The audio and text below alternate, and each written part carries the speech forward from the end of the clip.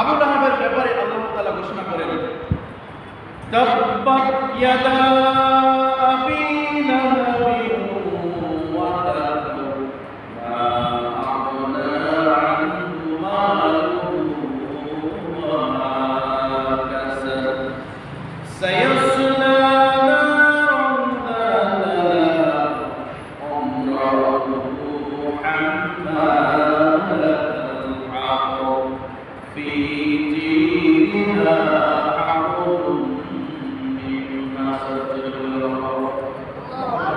আল্লাহ তাআলা ঘোষণা দেন, চাচা আবু তালিব তোমাকে এত ভালোবাসে, ও নবী তুমি জানিয়ে দাও, তাব্বাত ইয়াদা আবি লাহাবিন ওয়া তাব, আমি আল্লাহ ঘোষণা করলাম এই আবু লাহাব এত ষড়যন্ত্র করেছিল, এত পরিমাণে ষড়যন্ত্র করল আল্লাহর হাবিবের দ্বীনকে ধর্মকে বাতিল করার জন্য, দ্বীনকে দুনিয়ার জমিন থেকে বিদায় নেওয়ার জন্য আবু লাহাব ষড়যন্ত্র করল।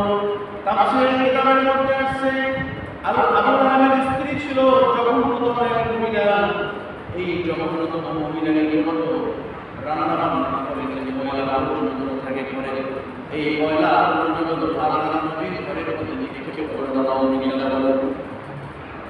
এত পরিমাণে নিকৃষ্ট জঘন্যতম মহিলা ছিল, যখন কোনো কোরআনের আয়াত অবতীর্ণ হতো, যদি সেটা শোনাইতো, জানাজানি হতো, এই আবু লাহাবের স্ত্রী বলতো এটা মুহাম্মাদের বানানো কিচ্ছা কাহিনী, মুহাম্মাদের বানানো কবিতা, এটা ভবিষ্যবাণী নয়।